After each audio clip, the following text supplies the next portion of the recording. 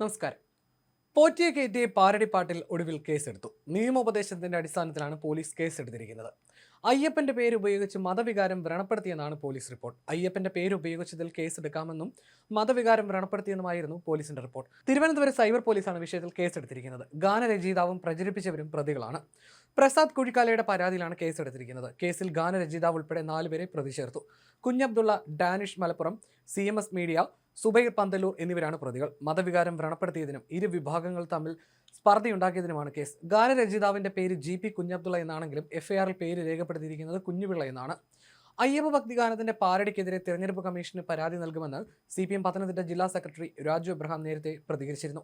പ്രചാരണത്തിന് ഉപയോഗിച്ച ഗാനം ചട്ടലംഘനമാണെന്നും മത ധ്രുവീകരണ ശ്രമമുണ്ടായെന്നും കാട്ടിയാണ് കമ്മീഷനെ സമീപിക്കുകയെന്നും അദ്ദേഹം വ്യക്തമാക്കിയിരുന്നു. സ്വാമി അയ്യപ്പനെ ചേർത്തുള്ള പാരടി ചട്ടലംഘനമാണ്. അയ്യപ്പന്റെ പേര് പറഞ്ഞ് വോട്ട് പിടിച്ചതാണ്. കോൺഗ്രസും ലീഗും ചേർന്നാണ് ഇത്തരത്തിൽ പാർട്ടി ചെയ്തത്. ജില്ലാ നേതൃയോഗം തീരുമാനിച്ച് ഇത് തെരഞ്ഞെടുപ്പ് കമ്മീഷന് പരാതി നൽകും. ആദ്യം പരാതി നൽകിയ പ്രസാദ് കുഴിക്കാലയുമായി പാർട്ടിക്ക് ബന്ധമില്ലെന്നും അദ്ദേഹം പറഞ്ഞിരുന്നു.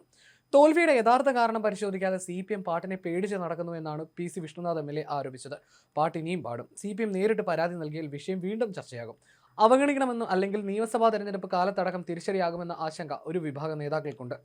രാഷ്ട്രീയ ലാഭത്തിന് അയ്യപ്പ ഭക്തരെ അപമാനിക്കും വിധമുള്ള പാട്ട് പിൻവലിക്കണമെന്നാണ് പരാതിക്കാരനായ തിരുവാഭരണ പാത സംരക്ഷണ സമിതി ജനറൽ സെക്രട്ടറി പ്രസാദ് കുഴിക്കാലയുടെ ആവശ്യം. അതേസമയം തങ്ങളാണ് യഥാർത്ഥ തിരുവാഭരണ പാത സംരക്ഷണ സമിതി എന്ന അവകാശവാദത്തോടെ ഒരു സംഘം രംഗത്ത് വന്നു. പാട്ടല്ല, ശബരിമലയിലെ കൊള്ളയാണ് നാണക്കേടെന്ന് ഹിന്ദു ഐക്യവേദി ഭാരവാഹി കൂടിയായ K ഹരിദാസ് പറഞ്ഞു.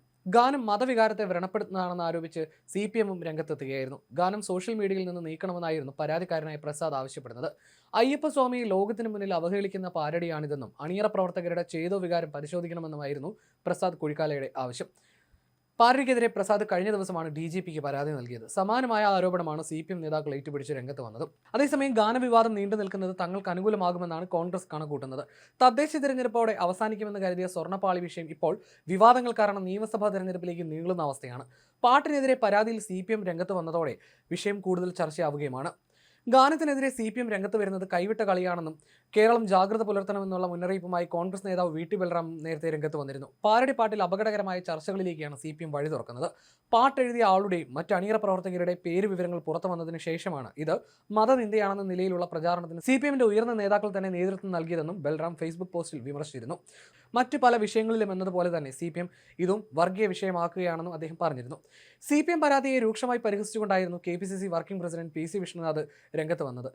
പാരടിയെ പേടിക്കുന്ന അത്ര ദുർബലമായ പാർട്ടിയായി CPM മാറിയെന്നായിരുന്നു അദ്ദേഹത്തിന്റെ പരിഹാസം. ഒരു പാരടി പാട്ടിനെതിരെ പരാതിയുമായി പോകുന്നത് പാരടിയേക്കാൾ വലിയ കോമഡിയാണ്.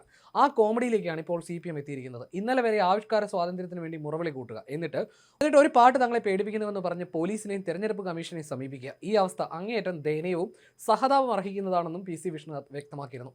ഇടത് സർക്കാരിന്റെ ഭരണപരാജയത്തിനും അഴിമതിക്കുമെതിരെ ജനം തെരഞ്ഞെടുപ്പിൽ നൽകിയ തിരിച്ചടിയിൽ നിന്നും ശരിയായ പാഠം ഉൾക്കൊള്ളുന്നതിന് പകരം പാരടി പാട്ടിന്റെ അണിയറ പ്രവർത്തകർക്കെതിരെ കേസെടുക്കുന്നത് അപഹാസ്യമാണ്. ജനങ്ങൾക്ക് ഈ മാസം രണ്ടാമതൊരു വോട്ട് ചെയ്യാൻ അവസരം ലഭിച്ചിരുന്നെങ്കിൽ ഇതിനും കൂടി ചേർത്തുള്ള പ്രതികരണം അവർ നടത്തുമായിരുന്നുവെന്നും വിഷ്ണുനാഥ് പരിഹസിച്ചു.